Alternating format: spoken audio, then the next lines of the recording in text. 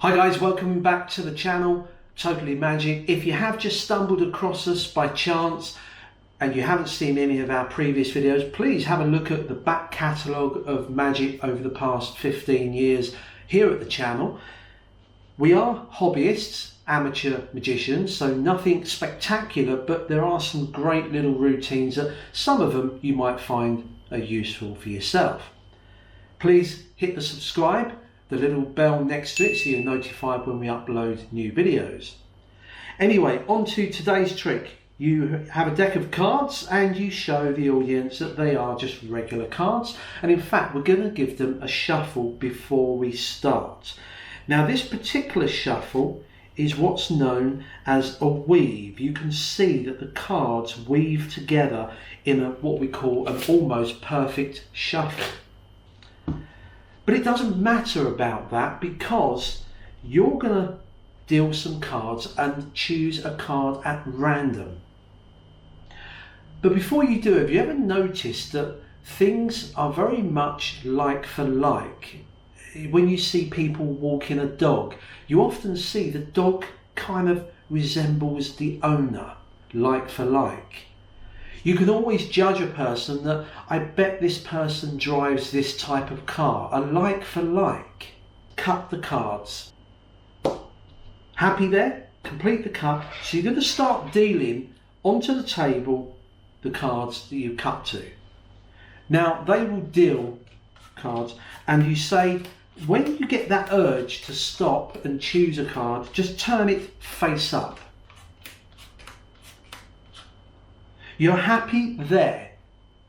Yeah, do you want to carry on, or you're happy stopping there at that card? If I take the cards back from you, but remember you did have a choice of any card. Yeah. What we're going to do is take the pack and you're going to return your card into the pack. Yeah, as I shuffle. Just call stop, stop there. You want to stop here, place your card, but put it face down. That's it. Now I think you'll agree that in this pack that's been shuffled, cut by you and chosen by you, is that card reversed. We couldn't have known that, but we do know that you pushed it into the pack, not here, here, here or here, but here. You chose the 10 of spades from the cards. The amazing thing is, they say like for like, and that is a perfect likeness. Practice and enjoy.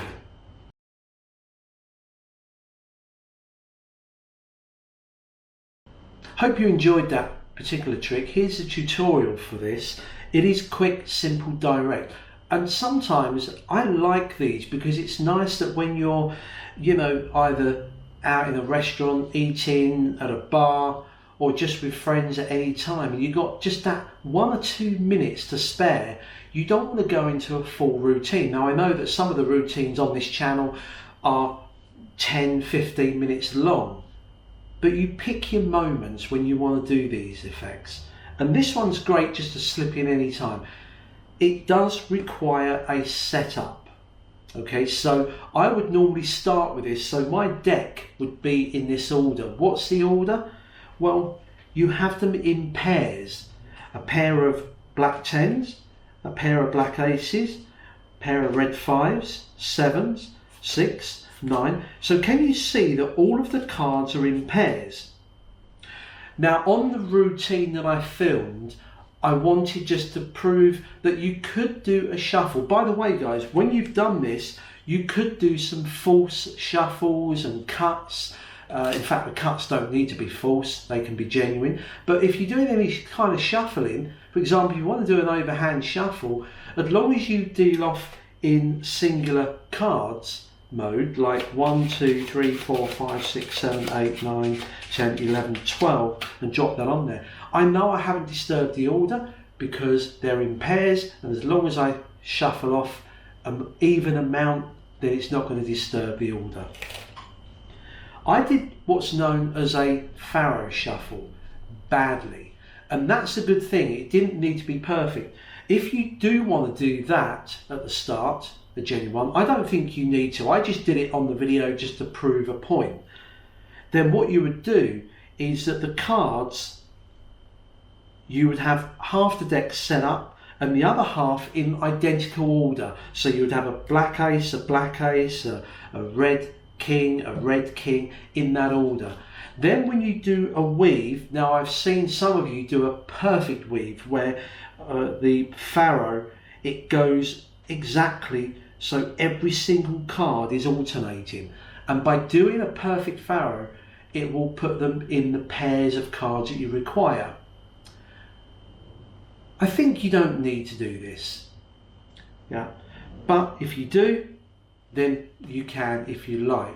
Now the great thing about this, even though mine was done badly, and whenever I do a faro shuffle it doesn't quite work, it's always the top and the very bottom, the last few cards I mess up, but the bulk of it was in pairs, so I was fine. You give the pack to the spectator. They cut the pack if they want. I do encourage them to cut the pack. So they cut the pack and they're going to deal from there. They deal the cards down, and whenever they want, they stop and they deal the next one face up.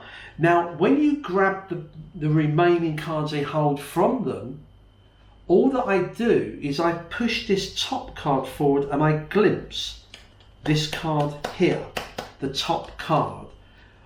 It's quite casual. You grab them from them, you say, there's your card. I've peeked at that card at that moment, just a little peek.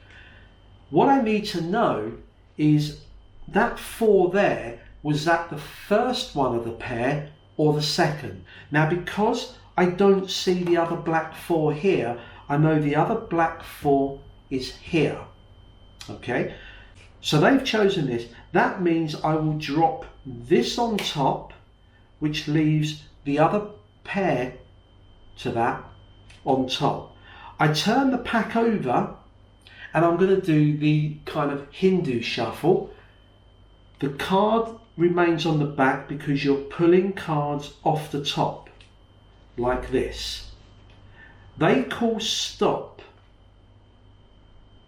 Also, by doing this Hindu shuffle force, they see different faces, even though they're in pairs. They don't see that. When they call stop, get them to put their card back in, reversed. Remember, the other 4 is here, so you just drop the pack on. The trick's done. You turn the pack over. When you spread these, the card next to their card is going to be the other matching card. It's quick and simple, and I know as magicians we look at this and think it's too simple, but trust me, it has a big impact on the layperson that you perform to. Other magicians probably not going to think it's that great, but we are performing for the layperson. That's it. Now, what you could do is take up the cards and give them a shuffle and then spread them so they don't see that they're all in pairs. That's up to you. I think it's a good little opener trick because you've got a regular deck of cards that you can go on and perform some regular card tricks after that opener. Very good. Couple of other things. Let's do this again, that they deal down the cards and they turn that over. As I take these cards back from them, I glimpse, I see the 4 is here. So I know that that's the other 4. It's not there, it's there. So all I do is I just drop this whole pack on there. So it's either going to be you putting these on here or these on here. The bottom line is that the duplicate has got to be at the bottom of the packet when it's turned face up. So it's got to be there. So you can do that Hindu shuffle. They call stop. They put the card in, you drop the rest on there, turn them over, the trick's done. I think it's quite a good, strong effect. Let me know in the comments what you think of that and any improvements that you can make. Till next time, practice and enjoy.